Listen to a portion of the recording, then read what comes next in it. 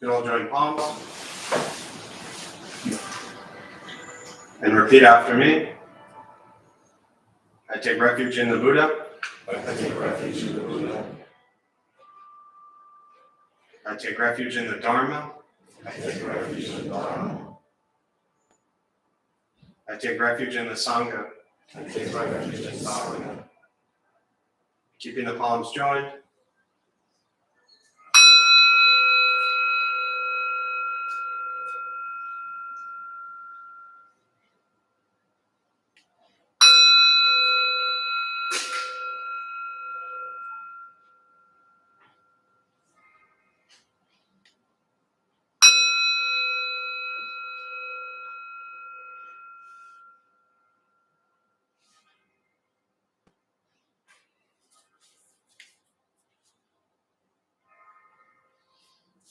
Put palms down.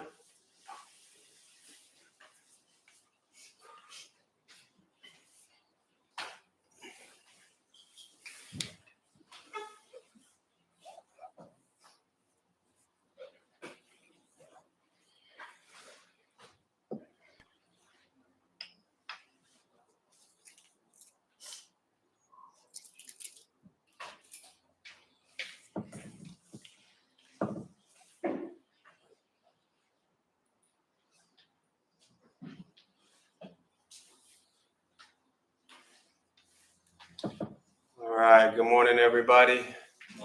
Nice to see you here. Glad you could make it on this fine Saturday day. Yeah. So what brings you here? I bet you four are glad we're not socially distancing the seats anymore, because now you can all kind of, snuggle up. I know you four. I should definitely separate you, though. Why show up here today? To improve practice. To improve practice? And what is, when you say that, what does that mean to you? Meditation, being present. Meditation, being present. Nice. Thank you. Yeah. I found the schedule in a book. Nice. It's called Can you- Pristine Mind. Can you repeat that for those who didn't hear you? Yeah, I found a little card with the schedule in a book that I bought. That's great. Yeah. I think it was from the Buddha. Yeah. Well, then it'd be very old because he died 2,500 years ago. So if he left you a note 2,500 years ago before Tuku Orjin or Choang Rinpoche was alive and before print was even possible, that would be really cool. But yeah, I'm always fascinated by things like that. How people end up at places like this, but especially here, I just think it's funny. So yeah, cool. Well, welcome. Have you read the book, Pristine Mind? I'm working on it. Yeah, it's a great text. He's taught here a number of times over the years. Yeah, wonderful book. Well, welcome. Glad you're here. What else? Why show up here? Yeah. To participate in the practice with the Sangha, Yeah. as opposed to doing it at home. Yeah, as to participate with the Sangha as opposed to home. How do you, in your experience, how is it different? How does that change for you? Strangely enough, I'm less distracted here than I am at home, and just the feeling of being the connection. Yeah. That when I'm by myself at home, I don't have that. So just it's a different feeling here. For sure. I welcome. Yeah. Thank you.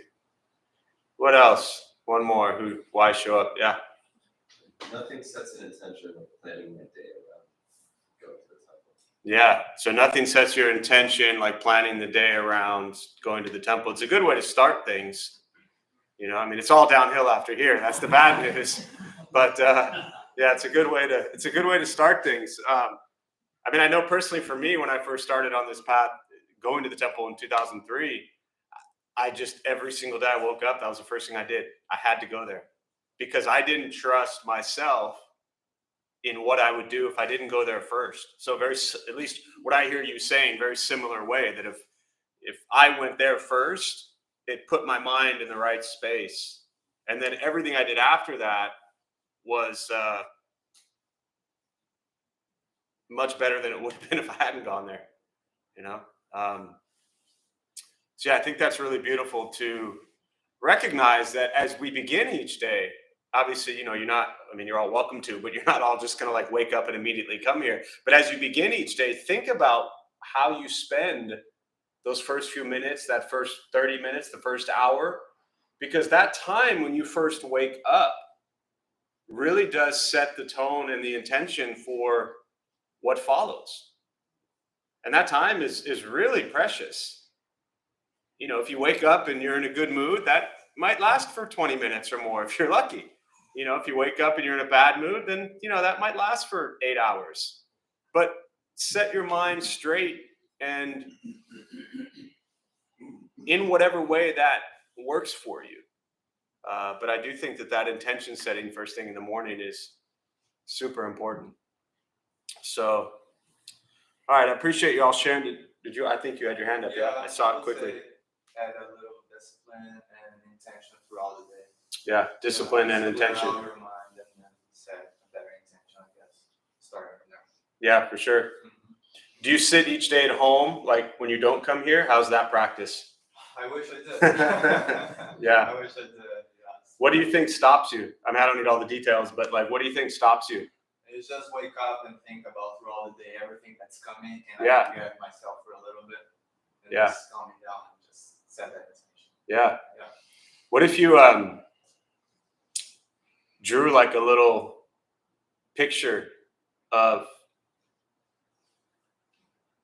I mean, I don't mean this temple, but like what I mean is, so here it is Saturday morning, you've consistently come here Saturday morning, you wake up, you're coming here, but there's 6 other days of the week.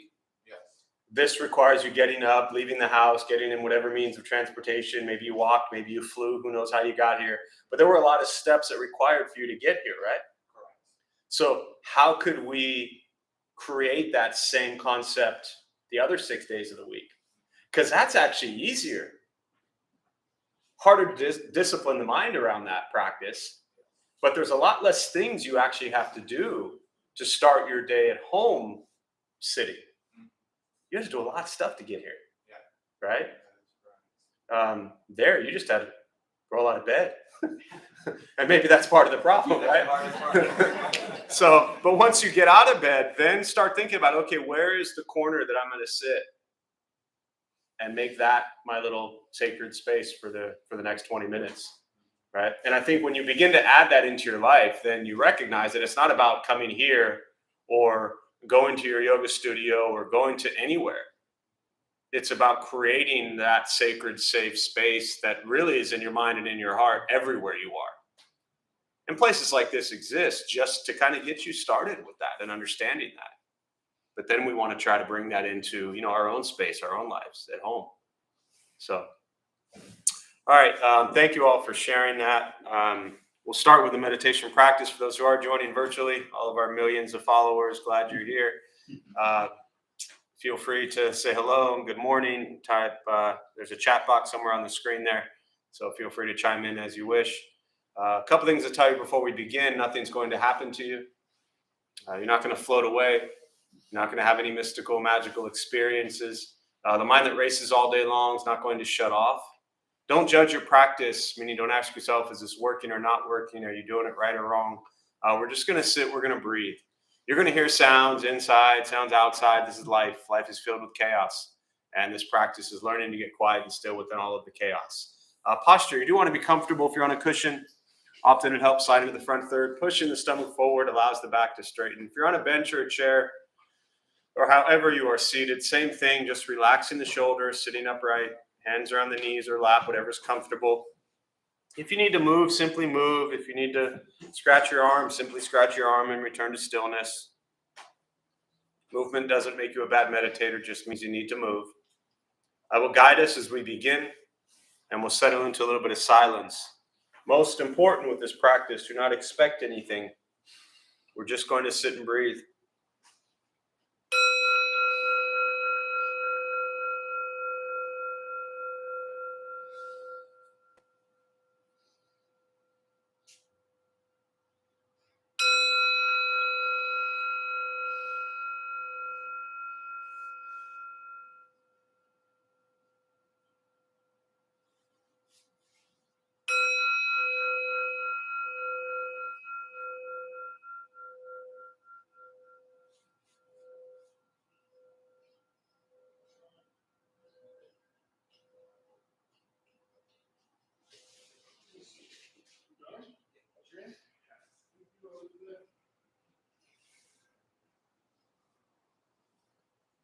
And starting with the eyes closed if comfortable, or slightly open. Mouth is open or closed. Start with taking 3 deep breaths slowly.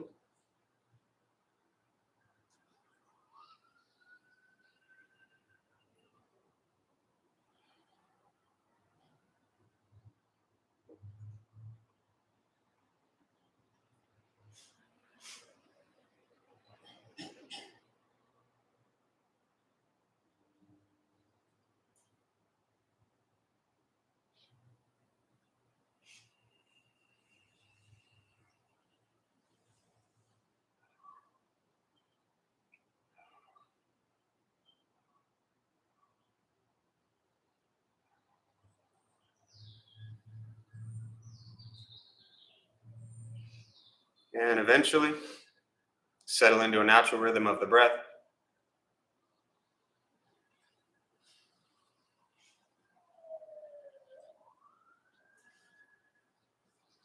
Knowing throughout the practice you'll hear sounds. These are not distractions, not disruptions. Simply what's happening around us as we sit.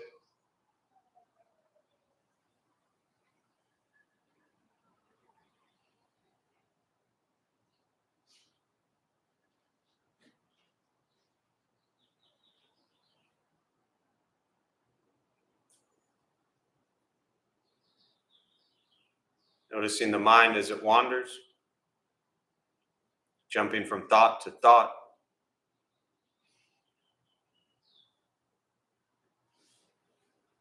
Gently guide the attention, focus to the stomach or chest.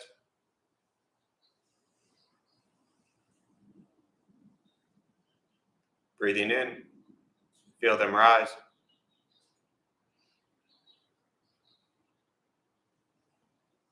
Breathing out, they fall.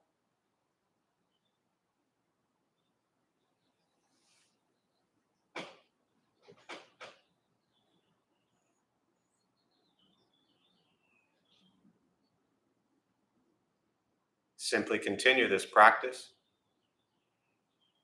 observing sensation of breath.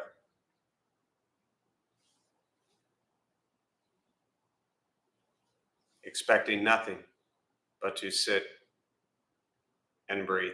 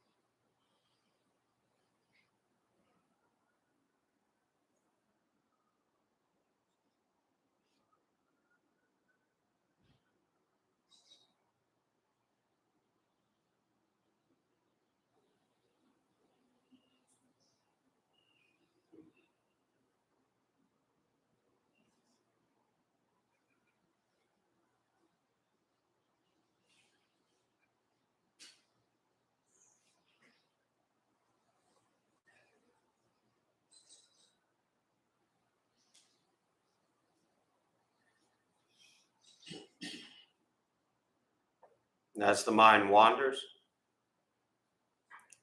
lost in thought, recognize it.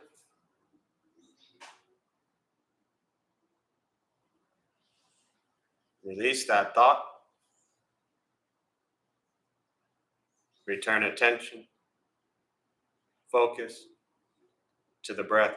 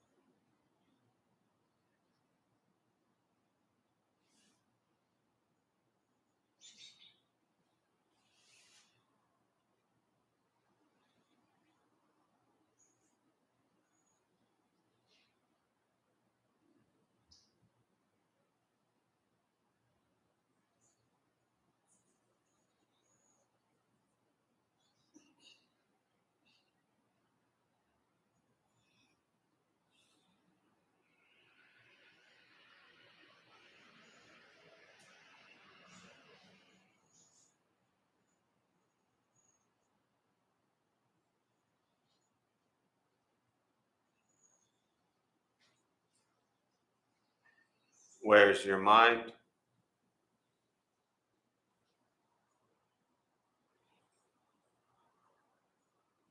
Return to breath.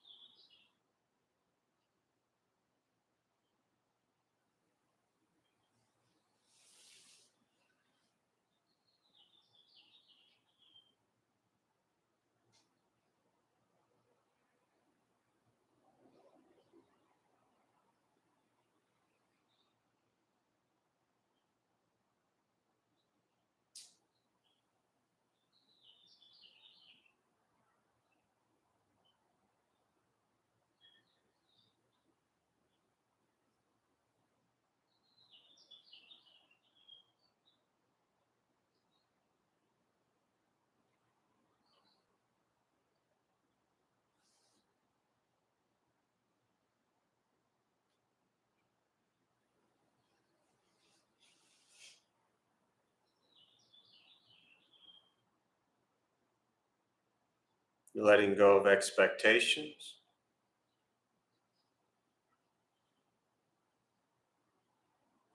letting go of judgment from the practice,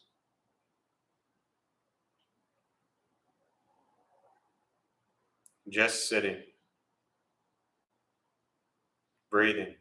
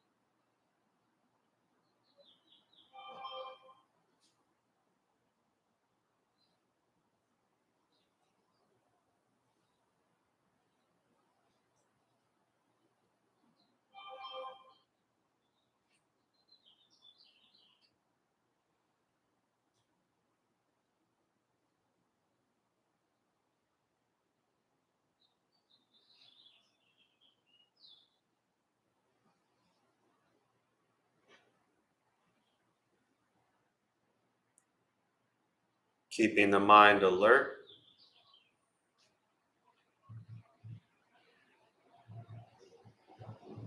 aware of each sound,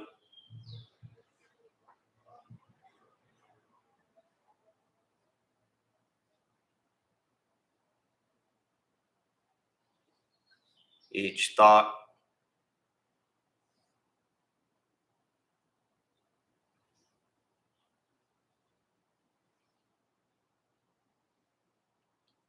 each physical sensation.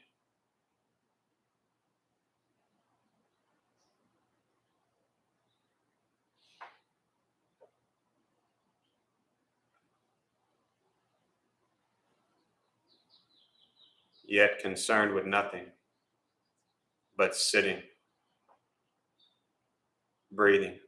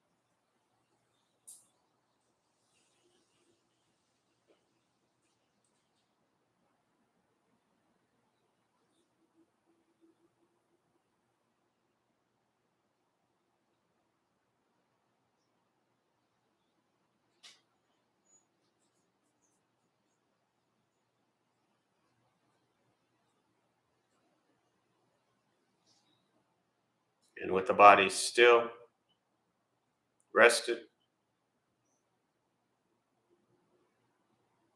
and the speech quiet, aware of all sounds, and the mind learning to settle.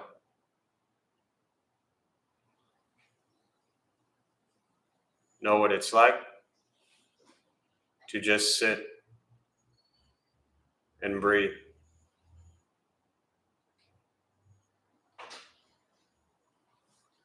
Knowing with each breath, there's nothing else to do.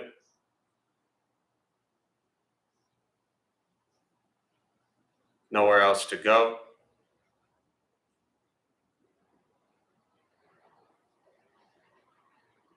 And no one else to be.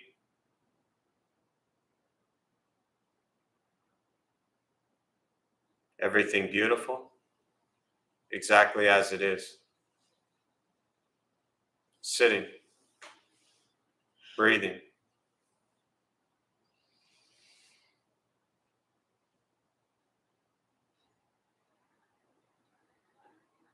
And once again, taking 3 deep breaths, slowly.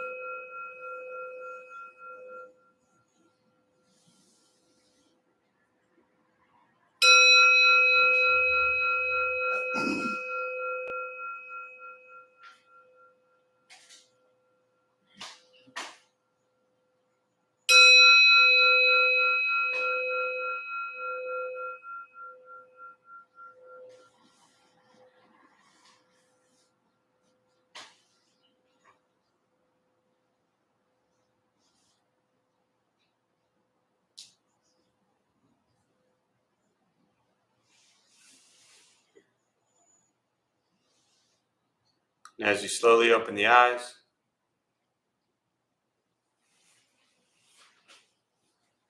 slowly beginning to move.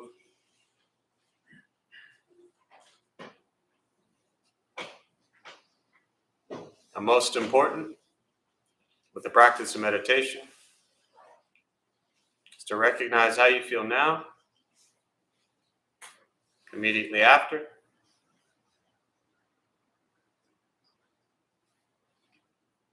Compare this to how you typically feel throughout your day.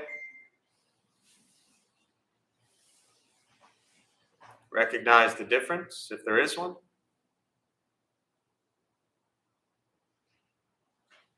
Ask yourselves how you prefer to feel every day for the rest of your life.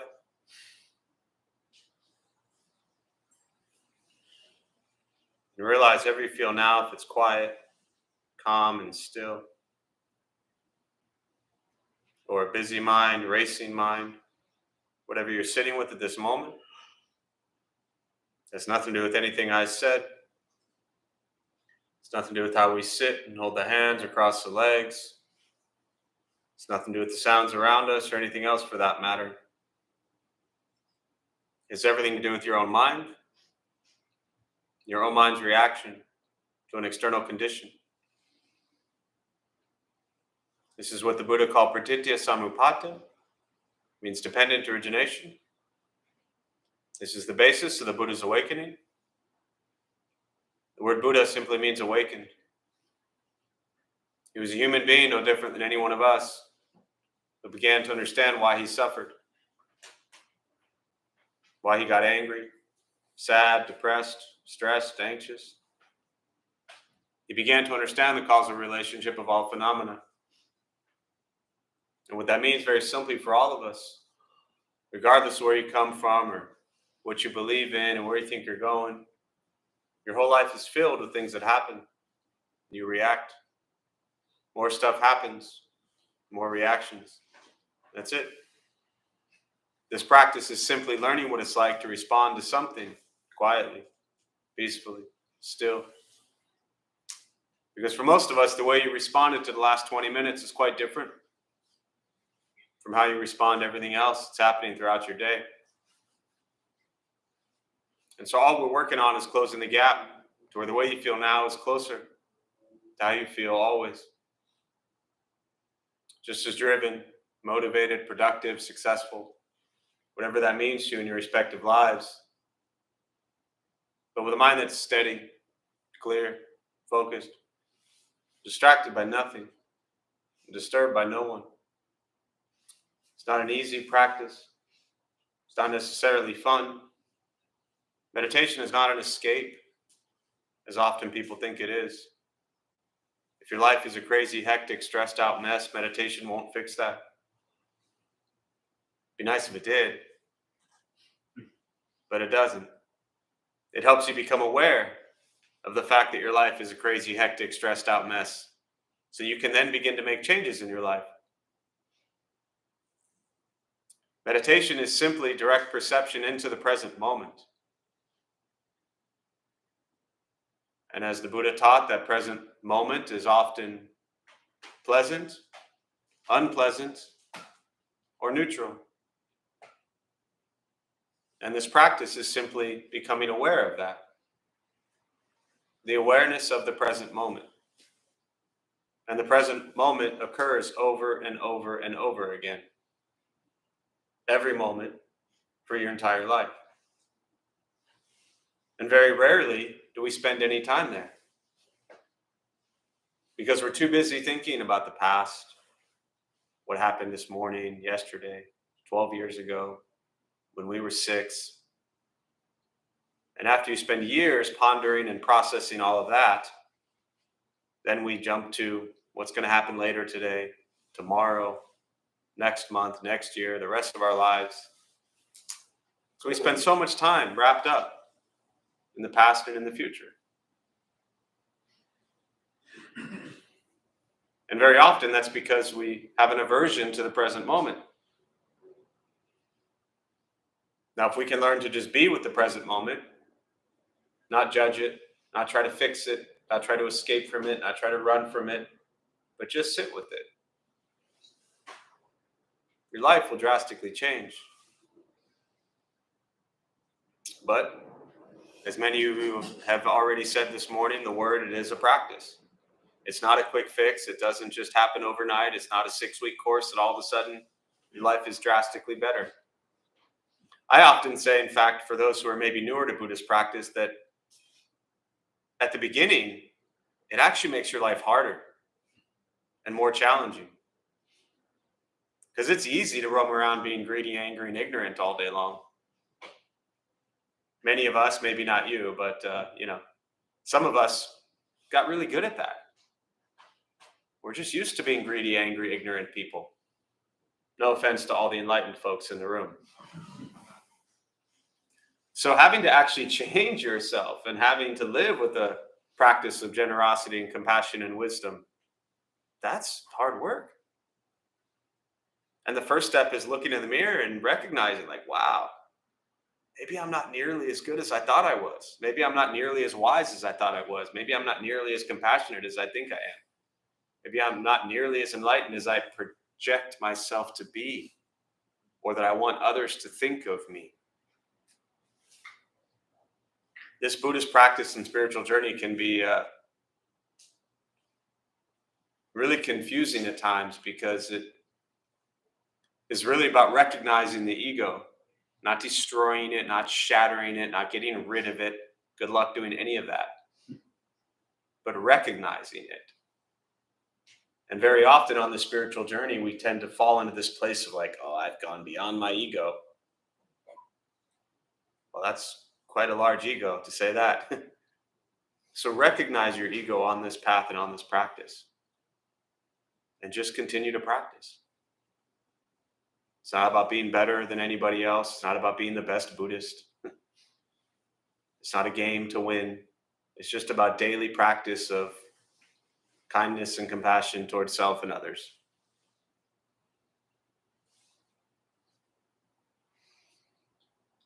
So with that, I'll pause. And for me, I really just prefer to respond to questions, meditation, Buddhist practice, anything you're sitting with.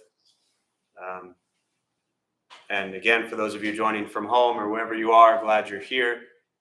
There's a chat box on your screen, so feel free to, if you have questions or anything, to chime in there. And I'll do my best to respond there as well. So we'll open up to questions, anything you're sitting with.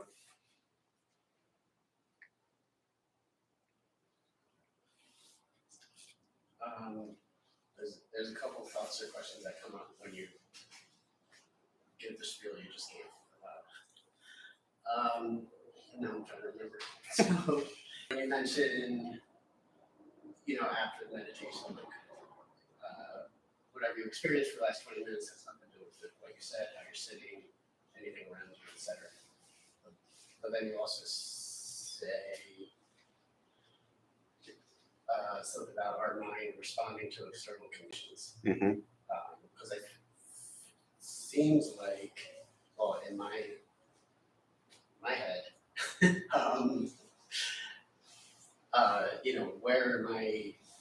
where the mind wanders kind of has no, like the external conditions are pleasant here. And my mind's going off to less pleasant areas and like when you did I assume you said take 3 deep breaths in the beginning, and like I was zoned out before you even got to that. So like I've been at this a while. So anyway, I guess I had a little trouble like tying those together. Yes. External conditions versus. Yes. Great question. Especially for someone who analyzes and tries to figure out everything, which is the first mistake. It's kind of a job. I know, but you've been here for a few years, so whatever you're doing isn't working or you'd stop showing up here, right? So here's the thing. You said in your words, to kind of rephrase the question for those who didn't hear it, what you're really getting at is, in my meditation, what I share before and after, I always say that however you feel now has nothing to do with what I say, right? Sounds around us, how we sit and cross our legs, or anything for that matter. It has everything to do with your own mind and your own mind's reaction to an external situation. But what you're sharing is that what I'm hearing you say is it seems like almost like a contradiction. You didn't say the word, but that's what I was hearing from you. Is in your mind, I'm sensing you feel a contradiction with that because, as you said, this is a pleasant space. Not to everybody. Hang on, before you already like argue and debate, just listen for a moment, okay? This isn't a pleasant space for everybody. There's people who will walk in here and feel incredibly uncomfortable, incredibly unpleasant, incredibly frightened, scared, afraid. Maybe not you, maybe not those of you who are here, but your entire life, you have created a set of constructs. And this gets at the root of Buddhist teachings. These boxes, constructs that you have built, Eric, in your life are things that you check off, like, dislike, safe, unsafe, happy, sad. And as long as the boxes that you've checked off for this space are all positive, then you feel comfortable. But it's not this space. It's your reaction to this space.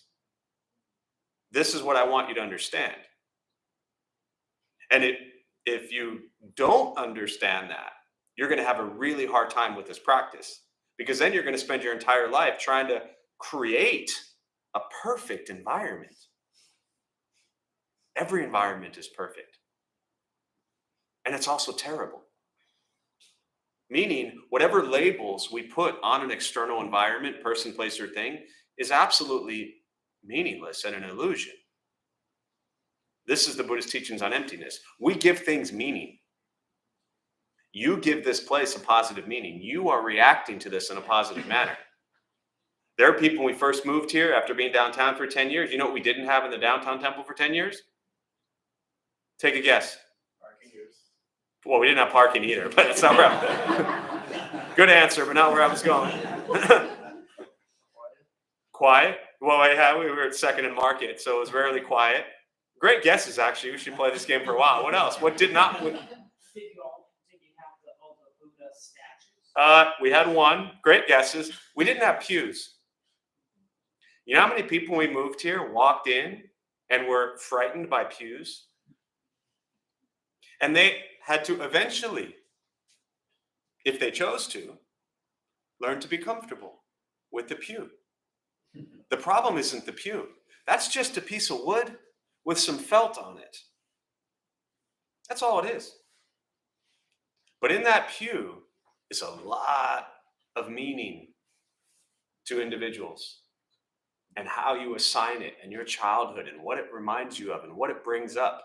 One of the most beautiful stories I heard years ago when we first moved here, it was about 6 years ago, was somebody saying that they grew up and they had now, when they first came in, we moved here, the pews, well, really frightened them.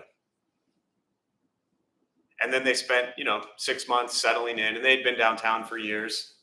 And then they shared how their entire relationship and view of their childhood and religious upbringing drastically shifted.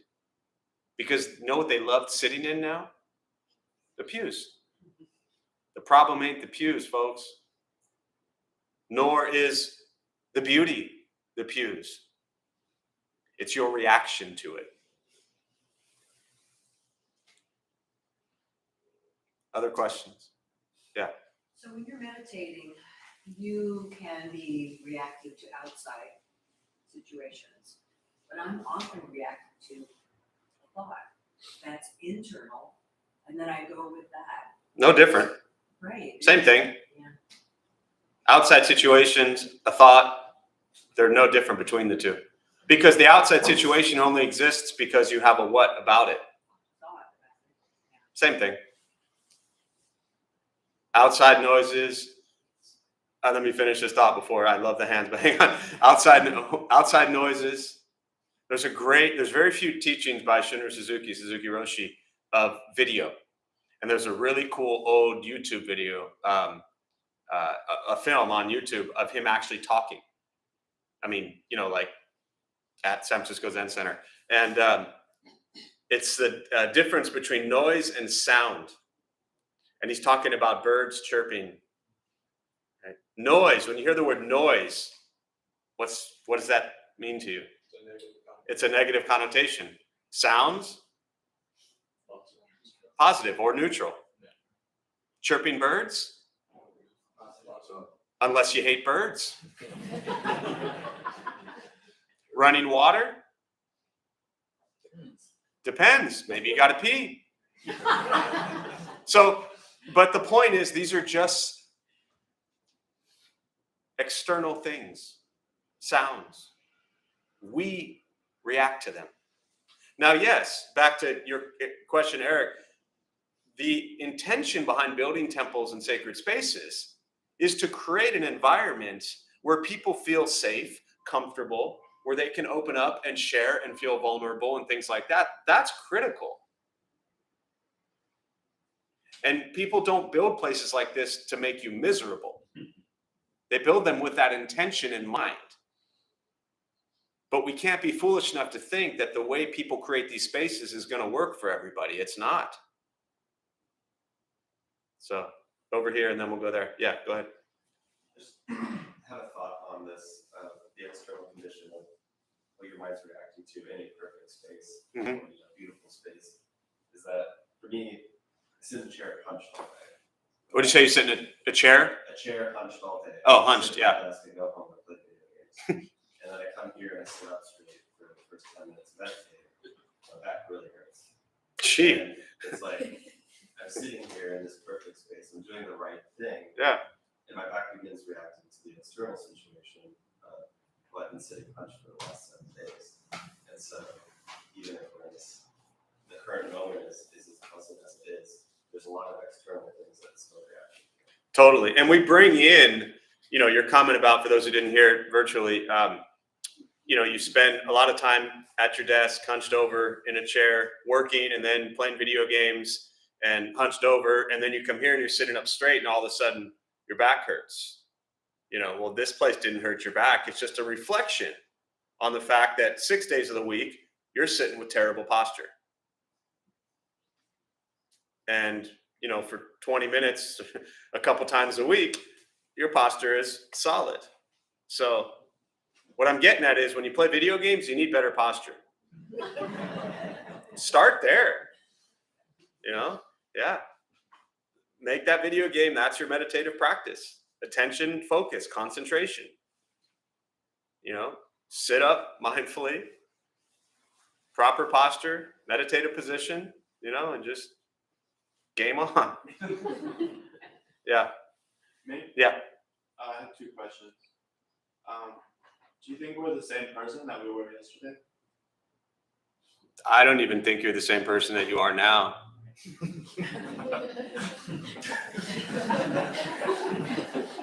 other question was, whatever happened to Jose? Hang on, sorry, what was the second question? Whatever happened to Jose? I'm sorry? Jose, I think he was. Oh, Shinzan? Is that his name? You talking about the Zen priest that we had living downtown for a couple years and taught? Yeah, he's down in South Bay. Yeah. I asked him a really good question one time. You asked him a really good question? Yeah. Or maybe you just asked him a question and got a really good answer. Or maybe you just asked him a question and got an answer. That's true. I think it was a good question and a good answer. There you go. I'm glad. Yeah, he's great. Yeah. Yes. You talk about unhealthy versus healthy desires, and I'm curious, are all desires produced by the ego? So your question was, I talk about healthy compared to unhealthy desires, and your question is, are all exactly, did you say are all desires produced by the ego? Yeah, whether they're healthy or unhealthy. I mean, it really depends, which we don't need to break down in depth. I'm not Freud sitting here, but it really depends on how you define the ego. But set the word ego aside, even though I know I referenced it earlier, and let's look at it from kind of this Buddhist context of sense of self, and which could also possibly be exchanged with the word ego, but the sense of self. So what's your name? Sorry. Phil. Bill? Bill. Phil. So Phil, you woke up today, right? This morning? Did you have breakfast? Yes. Yes. What'd you have? I'm just curious. Turkey, bacon, eggs, rice. That sounds like a, pretty hearty breakfast. Yeah. When you had your breakfast, did you at any point in time, before, during, and after, think that there are 10,000 people sleeping on the streets downtown that did not get to wake up to breakfast? No. Are you thinking about it now? Yes. How does it make you feel? Grateful. When you had your hearty breakfast this morning, did you feel grateful? Honestly. That I consciously think I'm grateful, though. No, right. That's my point. I mean, you could look at it, you could obviously like very passively and subconsciously roam around being grateful to have food, but you probably didn't sit down and say, I'm so grateful to have this meal. You probably said something to the effect of, I'm hungry, I want to eat. And when you did that, this is not stating that any of that is wrong or bad, right? But when you did that, who were you thinking about? Self. So part of coming out and getting away from this notion of me, I am most important, begins with recognizing that everything we have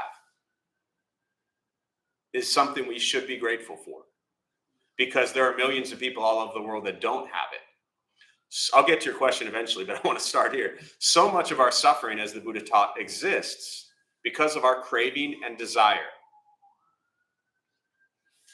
If we are grateful simply to be able to eat, then some of that craving and desire to have more, which is greed, can maybe go away a little bit. But it starts with consciously recognizing, like, wow, I get to eat right now.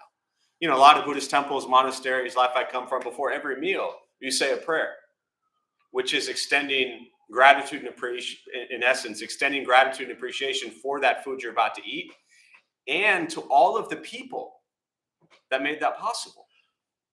Do you have a job? Yes. Whether you like it or not is irrelevant. You have somebody that owns that job or company or whatever. Did you thank them for you being allowed to eat? No. Without that person, you don't have that money right now to eat that breakfast. Do you see how that's, and this is how everything is connected. We're not all one. We're not all the same. I mean, I think we cleared that with the earlier question, but we're all connected in the sense that everything we have requires us to recognize, or asks us to recognize, everyone that's connected to that food. And that begins to begins to give us appreciation for that. Make sense so far? So the question around the desires, as the Buddha taught, they're pleasant, or I should say healthy and unhealthy desires. The craving to suffer less, the desire to suffer less, incredibly healthy. Many other desires, not so healthy. It all comes down to your intention. And this is really the heart of your question, which is, what is the intention behind it? It's all coming from the sense of self. I want this, I need this. And what's the intention? And really only you can kind of answer that question. In that craving and in that desire, is it to make just you and your life better? Or does it also influence and impact other people? So ultimately, whether the craving and desire comes from self or ego kind of doesn't matter. The craving and desire is there. The real question is, what's behind it? Not where does it come from? I mean, it didn't come from the person sitting next to you, right? So it only came from you. Whether you want to call that the ego, the self, is irrelevant. But what's the intention with that craving and desire? To me, that's the important question. Is that helpful? Yes. How do you keep awareness continuous when you're getting busy? Yeah. It's easy when you're doing one thing. When you're multitasking, where you're thinking about things. How do you stay aware? So the question is, how do you keep awareness continuous? How do you stay aware when you're multitasking or doing many things? So here's the interesting thing. You are always aware. Even if you're doing what you're calling multitasking, you have to be aware. And it's that phrase, when it comes up around this practice, I always love, because you can really only do one thought, one thing at a time. Even though it seems like we're doing multiple things, if I have 5 things here in front of me and I think I'm doing them all at once, it's impossible. I might be doing them all very closely tied together, like milliseconds, but here. I would say that's all at once. It's not at once. This. I could do that over and over and over again. And I could say I'm multitasking. I'm moving my hand to all 5 places at the same time. No, I'm not. Awareness, awareness, awareness, awareness. Again, and I do this. My master always said, don't look for answers, change your question. You are aware of everything you're doing. The problem is not the awareness. The problem is, what are you doing? And why are you doing it? And if you're doing things that are unhealthy or not cultivating some sort of kindness, compassion, wisdom, and it's just mindless stuff, which we all do. I'm not saying this in a way to critique or judge us. I can watch Netflix for 6 hours straight, just like everybody else, and very aware of it. So ultimately, training the mind to stay present and not wander to the entire life's past of all the trauma and difficulties you've had takes a tremendous amount of practice. The simple answer is, how do you train your mind to stay present? With a lot of practice. Have you ever run a marathon? No. I haven't either, right? Do you think either of us could go out tomorrow and run a marathon? No. We would have to do what? We'd have to train, we'd have to run, we'd have to practice. In fact, who here has run a marathon? So, Butch, and when was the last time you ran one? Sorry to call you out. That was the first San Diego Marathon, 1979. Oh, so it's been a minute. Yeah, so 1979, you ran a marathon, right? I still envy you because I've always wanted to run one. If you tried to run one tomorrow, what would happen to you? You'd fall down, you'd get hurt. It takes training. The mind is no different than any muscle or anything else we train and prepare for. So it's a practice. Often people do meditation, they come to this Buddhist stuff, and they can't understand why their life hasn't drastically changed in 6 months. Well, if you're just sitting here once or twice a week for 20 minutes, then it's going to take you a long time. Sit at home. Cultivate a practice at home. Be more mindful in everything you're doing, more aware in everything you're doing. Eating is a meditative practice. You know, when you had your hearty breakfast, Phil, I mean, were you like, slow? No, I didn't even finish it. You're already shaking your head no. So your eating was not a mindful, slow practice. It was like, I got to hurry up and eat because I got to rush to my meditation class. I mean, that's kind of how we live. So you're eating, you're drinking water, you're drinking coffee, you're drinking tea, your work, you're playing video games. All of these things can be mindful practices. They really can. But we don't do it that way. We make a mess in the rest of our life. Then we come here for an hour, a week or two. And we're like, okay, how do I change the rest of my life? Fix me in an hour. So one more question, then we'll wrap up. Yes. It's not so much a question, but more of a statement. Yeah. This is both of our first time being here. Welcome. Or dabbling in Buddhism really at all. And it was a very positive experience for me. I don't know for her. But thank you for having us. Thank you. I appreciate that. How about for her? Do you? Yeah, absolutely. Okay. I mean, maybe you hated it, so I just wanted to make sure. Yeah. So for those who didn't hear, it's your first time here, dabbling in Buddhism, and a good experience for both of you. I appreciate it. What about it do you think made it good for you? So when I said that it's my first time experience dabbling in Buddhism, formally like in the temple, this is my first time. But I have had experiences that have led me to be here before. Sure. And I have practiced Buddhism, like maybe subconsciously or not, in the way of trying to be open-minded. A lot of things you said today, I have been practicing, not in an egotistical way, but this is very good because it was validating the things I was feeling. And when you have these feelings, being the person that's talking a lot, it can seem very egotistical, like I'm some like genius or whatever. Yeah. So it's very good for me to come here and to be not the one talking and to listen to people more experienced than me and get that wisdom from them and also validate the feelings I was having. For sure. Beautiful. Yeah, appreciate you sharing that. It's and I'll close with this thought. It's especially for those who are, either maybe brand new to Buddhism day one or maybe dabbled in it a little bit in various ways in the past. What I have seen very often with majority of people that come into Buddhist practice and learn this stuff is that, as you said, they have in their own life been doing a lot of this stuff informally anyways, without anything to really tie it to. And then once they kind of touch on Buddhist teachings, generosity, compassion, wisdom, morality, patience, diligence, these types of things, it as you said, it validates it. It gives it some construct.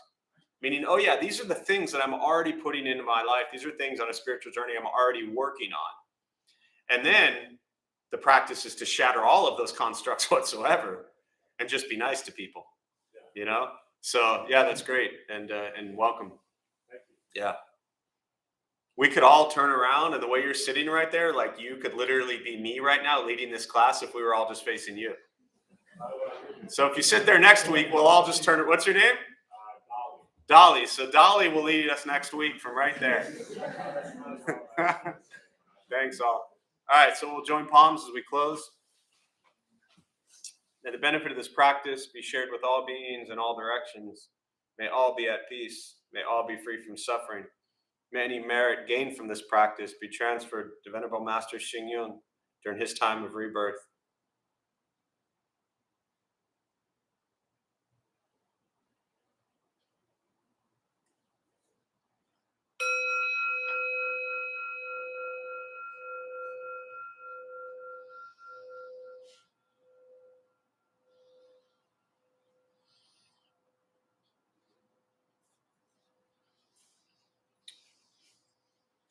All right, a few quick announcements before you all head out. And I'm just a few comments here. One says, okay, yeah, just to both the comments, Joseph, and I think it's Sattva.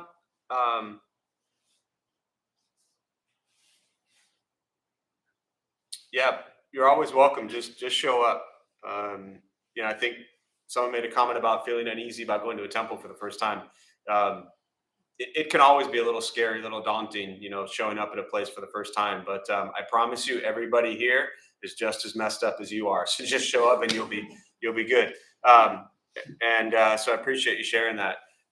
Thanks all for showing up. My name is Jeff. I'm a Dharma bum. We opened up this temple 17 years ago to introduce Buddhist practice to those who show up. Those of us who lead, we're not monks or nuns. We're not gurus or masters. We're not teachers. We're not looking for students. We're just practitioners. We do our best to take our unenlightened approach to Buddhist teachings and share it with those who do show up.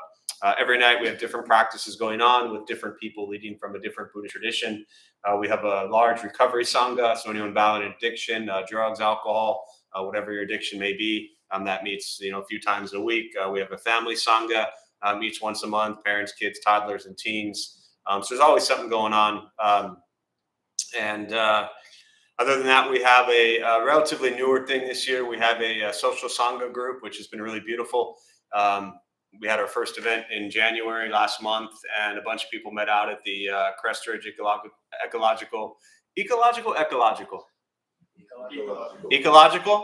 All right. Ecological Reserve. Beautiful day for everybody. And we have coming up, Eric, I think the Japanese Friendship Garden will be the end of February. Last Sunday of the month.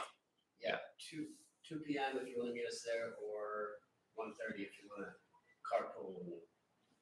Yeah. So it's a great way to, you want to get out, do some fun, beautiful things in the city, but also meet some people in the Sangha. It's a beautiful practice, and all that stuff is up on the website. It'll be coming out in the newsletter and all that as well. So as always, if you want to help, stick around. We don't have a cleaning crew. We're it. So there's a list by the door if you want to help sweep, throw stuff away. If you are seated in the cushions or anything like that, please let's return everything to how we found it. Buddha for you is there downstairs if you need anything. So thanks all. Wish you well. Thanks, Jim.